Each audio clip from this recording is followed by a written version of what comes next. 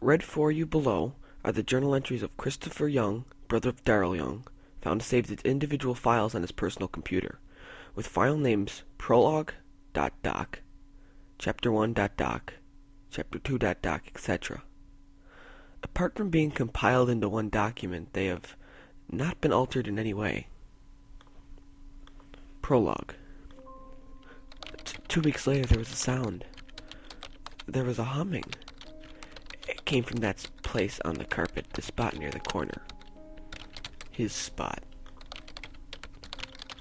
Chapter 1.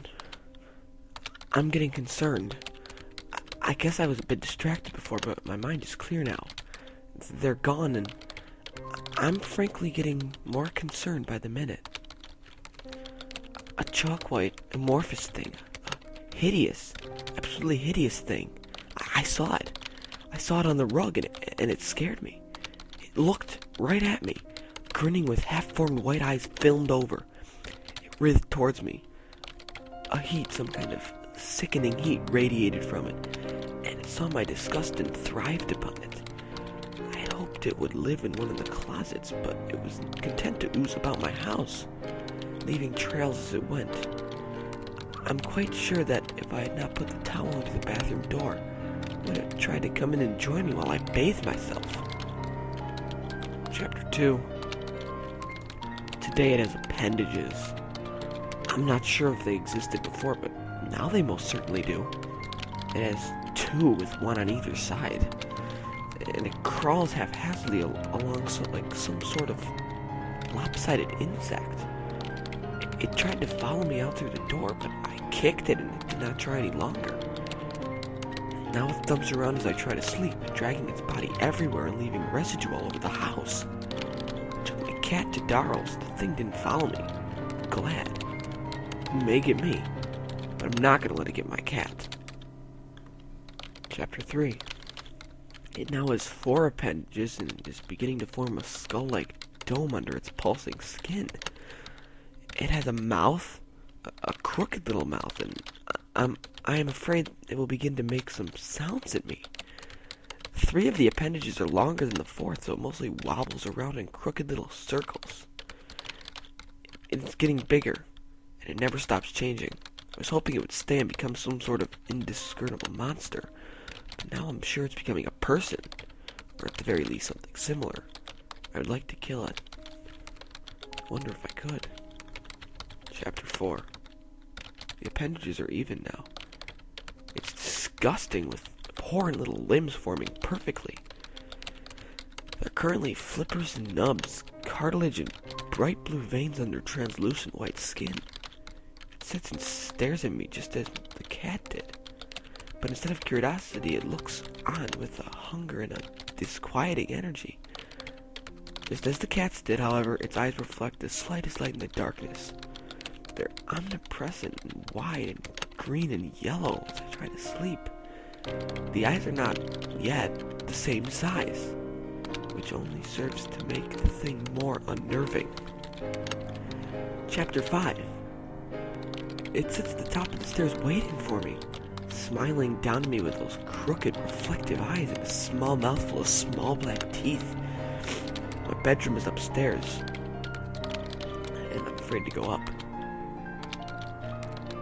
Oh, and it also has hands and feet now.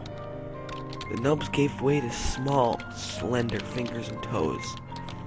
It is beginning to walk and climb about, and there are small white handprints smudged on all of the doorknobs. I think at this point towels aren't going to do me any good. Chapter 6. It can open doors! I'm sure of it now. It's androgynous in anatomy, but for him I think it's male. It still smiles at me and stares, but it says absolutely nothing. Small mercy. Last night I picked up a favorite old anthology and decided to read it while resting in the rocking chair next to my bedroom window. In response, the accursed thing stood in my doorway, leering at me, intent to ruin any escape. It succeeded. Frustration and fear gave way to rage, and I pushed up the window, ripped a hole in the screen, and flung the book outside into the night.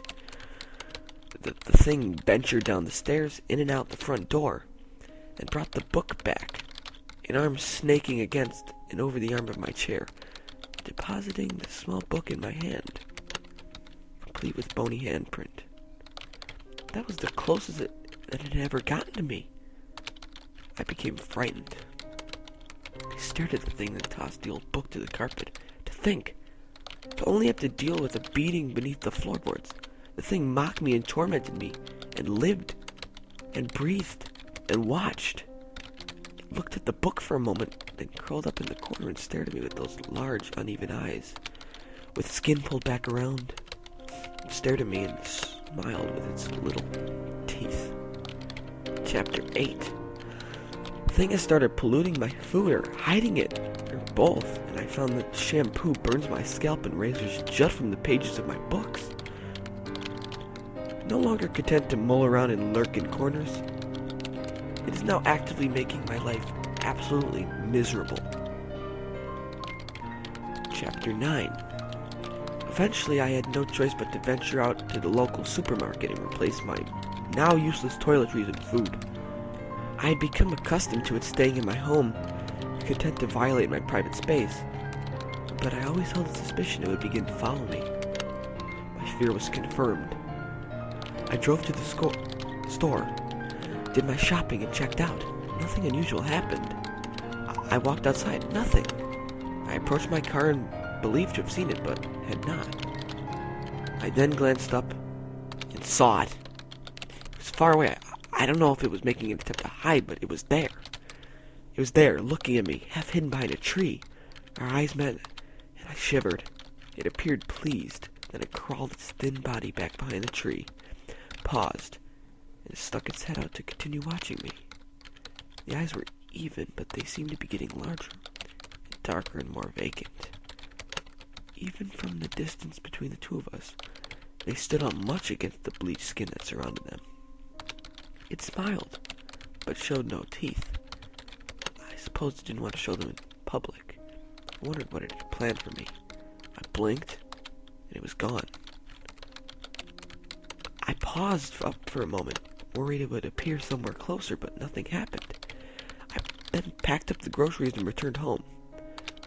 I stopped, retrieved my mail, pulled up, parked, got out, glanced up, and a light happened to catch my eye. I saw a foreign light in my bedroom, in my bedroom window. Faintly silhouetted against my window was the thing, staring intently down at me, shuddering against the glass, violating my room. I'm sure it had been watching the entire time, waiting for me to notice. In silhouette, it looked more like a person now, though it was really little more than a lumpy, childlike skeleton with enormous dark eyes. If I killed it, would the authorities come back and blame me for killing a person? I wondered if it would try to snake a hand through the hole in the screen and reach for me. This is a short interlude. We just wanted to let you know that, for some reason, whoever made these files forgot to add them to chapter 10. So it goes straight from that very long chapter 9 to a chapter 11. Thank you. Chapter 11. Last night I sat on the couch flipping channels, desperate for any distraction or escape. The phone was next to me, but I was too afraid to call anyone for help, lest what happened before he found out. It must be said, though, that the pressure was becoming unbearable. It sat in this corner again, in a sphinx-like position, despite looking so human now. And just as I hit the one channel with static for the umpteenth time, the thing in the corner began to whisper. I ignored it and changed the channel, hoping it would shut up, and its whispering merely grew in speed and intensity. And while it didn't move, its eyes reflected the television screen and widened, and its small chest heaved as if it rattled off. I turned up the volume and began flipping rapidly. Infomercial, then a sports channel, then a cartoon, and suddenly his face was on the screen, tongue lolling out and blue face gasping for air and mercy. And the thing was in front of me, in front of the television, facing me, gibbering and staring. And I screamed over it in the television, and the room went dark. Chapter 12. This is too much. And I understand now the extent of blind terror the idea of certain death instinctively brings about in people. I have known the thrill of killing and the fear of being caught, but neither the idea of retribution nor my life itself ending were ever real to me. The mere thought of this thing, however, drives the black and bleak and cold and nearly unbearable fear to my core, let alone the feeling that I get when I feel it mulling around my room at night, or when I awake to find small bruises, cuts, and white chalky smudges on my person. I want to kill it, but I don't know what would happen if I tried. I don't know what to do. Chapter 13. I'll say it here. Maybe it will help. It has been a while, but I killed him. It's all clean, but I did it. He looked at me and looked at me and looked at me. I would not stop. Should have known he would never stop. I knocked him down and strangled him until his throat collapsed under my thumbs, and I dumped the body somewhere far away. First I had nightmares about him screaming, then wheezing, then his eyes and skin bursting like blood and confetti. I had them every single night. Then the police left, and I was left to read in my warm bed with my cat sleeping alongside me, or pawing at the pages. The investigation ceased, the nightmares ceased, and I was at peace. Then the humming started. The humming, and the warmth all over, and I could see its reflection in my computer monitor. Chapter 14. My home, my bed, my person, and now my dreams. I'm having nightmares again, but they're much, much worse. In my dreams, it's there. It has no eyes, but it stands tall with its wide mouth and talks to me and laughs at me. It screams and looks ready to devour me. Sometimes I understand its words, and sometimes they're incomprehensible. But whenever I wake up, I cannot remember their precise nature. The dreams feel dark and hot and cramped, and I wonder if anything worse could possibly happen to me if I could die. I wonder if it would depend on if it killed me, or if something else did. Chapter 15. Maybe I will do it. I have a pistol in the box in my bedroom closet, and if I were to fling the thing from its watching place down the stairs, it'd give me enough time to run and grab the gun. I just wouldn't be sure who to use it on. I'm worried about the thing reading these entries and figuring out my intentions, but I have not seen any evidence of it examining the keyboard or monitor. I comfort myself in regards to this matter by believing that its form of comprehension is much too primal in hunger, driven to allow for much complex thought. Maybe I'm a fool. Maybe it knows everything. Regardless, it's in my dreams, in my brain at every waking moment, and I am determined to end it. Chapter 16. I found my solution. I purchased a shotgun. If you're both within range when I pull the trigger, it should do the trick. Wish me luck. Chapter 17. Why didn't it die? Why didn't it die? Chapter 18. I don't understand. I cleaned the carpet before, but now it's soaked with blood.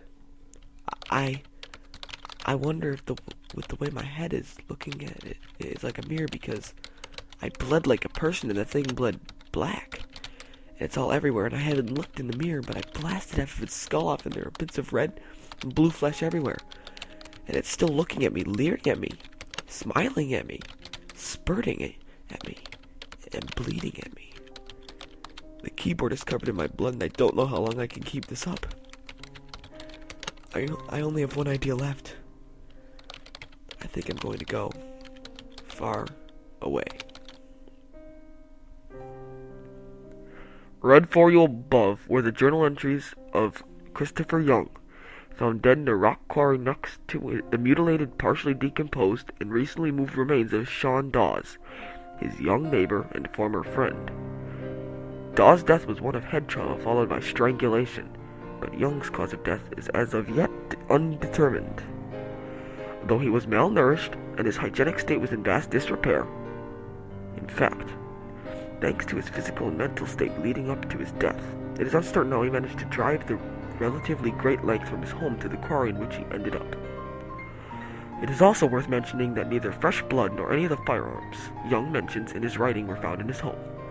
All our forensics team found were older traces on the carpet and mantel corner that likely belonged to Dawes. We're currently probing autopsy reports for any information they can provide on Young's mental health from Dawes' death onward, and requesting further investigation by every department involved. All we have to go on in regards to Young apart from his cadaver physical state, and these entries is virtually nil. As of my writing this and reading, we haven't come up with a single witness or piece of evidence outside of what I mentioned above, apart from an interview with Darrow, Christopher's brother. To be frank with you, even said interview was fruitless. He was distraught at the death of his younger brother, but said that Young seemed perfectly contented and claimed he was going on a vacation, and that his cat would only need to be taken care of for about a week minimum. The two bodies were found 5 days later in the quarry, meaning if the older of the Young brothers is being truthful and isn't afflicted with his brother's psychosis, Young's physical and mental deterioration happened much more quickly than we had first assumed, and much more quickly than should have been possible. I will keep you updated if we learn more. Of course, it's all very strange. Thanks for the help. Yours truly, the Police Department.